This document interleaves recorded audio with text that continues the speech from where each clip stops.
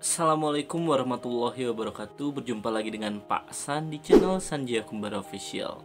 Hari ini Pak San akan membahas terkait dengan apa saja yang sebenarnya tidak dipelajari anak di sekolah yang harusnya dipelajari oleh anak dari rumah. Dari itu, ayah dan bunda, mari simak ada 8 hal yang perlu ayah dan bunda ajarkan kepada anak ketika berada di rumah.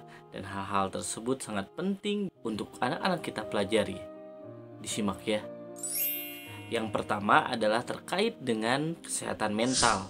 Kesehatan mental adalah salah satu hal yang perlu dipelajari oleh anak-anak kita yang cenderung memang tidak diajarkan di sekolah.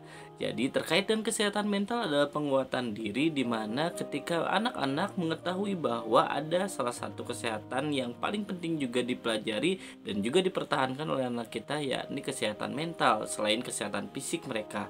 Biasanya anak-anak hanya cenderung mementingkan terkait dengan fisik mereka, namun lupa untuk menjaga kesehatan mental mereka.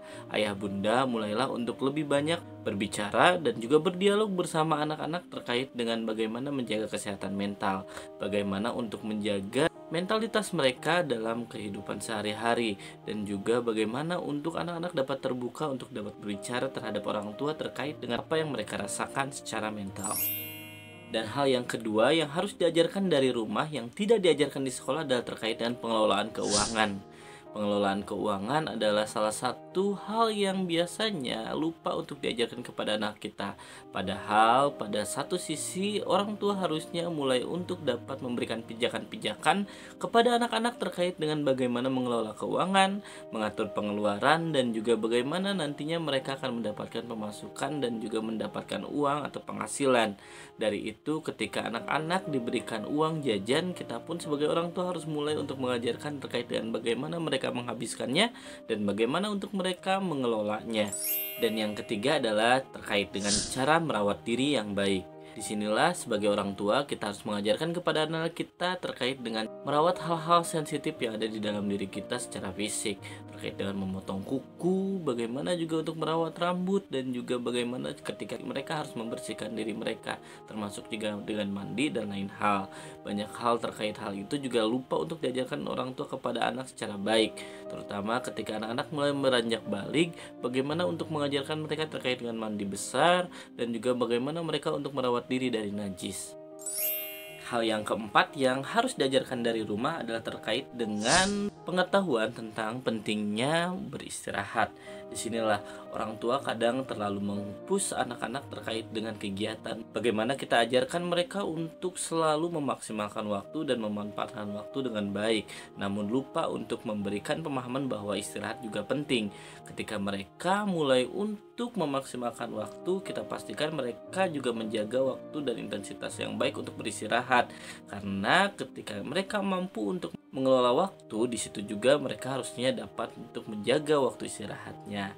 Kembali ayah bunda, anak-anak yang cukup istirahat dan juga mementingkan istirahat justru akan lebih menghargai waktu. Dari itu kita juga harus pentingkan pendidikan terkait dengan bagaimana mengelola waktu istirahatnya.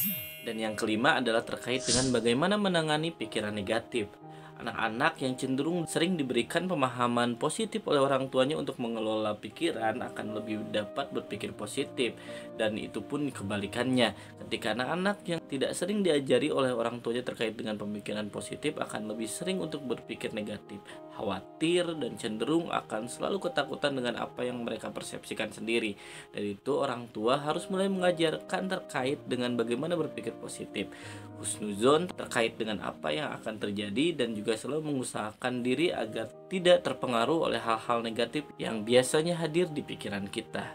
Dan yang keenam adalah salah satu hal yang paling penting juga yang biasanya tidak diajarkan di sekolah, yakni terkait dengan mengelola emosi.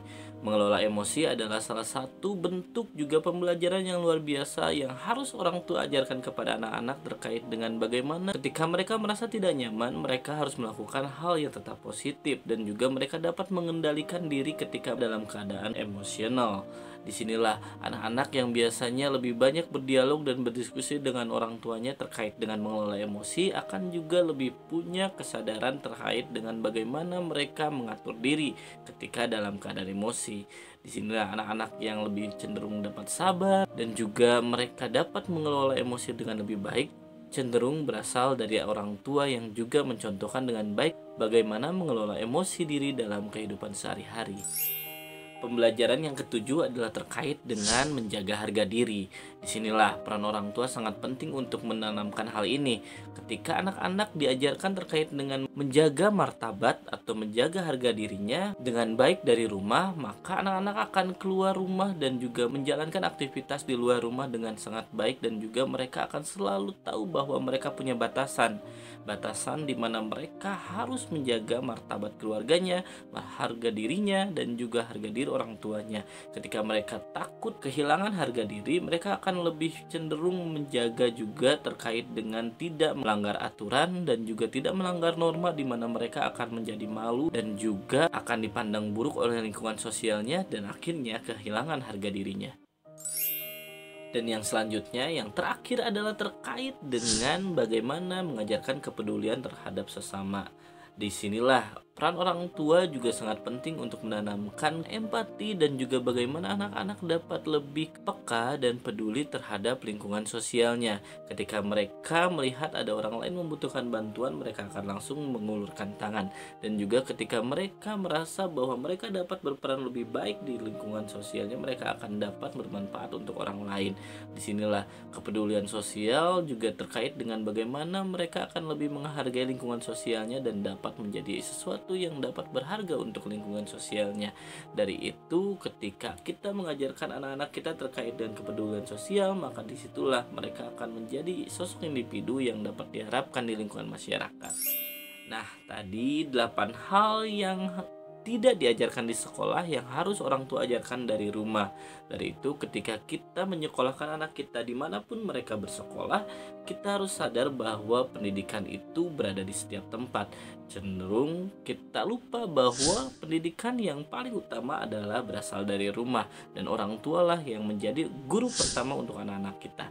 Disinilah kembali sebagai orang tua jangan berhenti berikhtiar dan terus percaya bahwa kita sebagai orang tua yang telah diamanahi anak-anak hebat oleh Allah Subhanahu wa taala akan mampu juga untuk dengan hebat melaksanakan tugasnya. Kembali ayah bunda semangat selalu untuk mendampingi anak kita dimanapun berada. Pasan masih tunggu request untuk tema-tema video selanjutnya dan juga diskusi kembali di kolom komentar. Wassalamualaikum warahmatullahi wabarakatuh.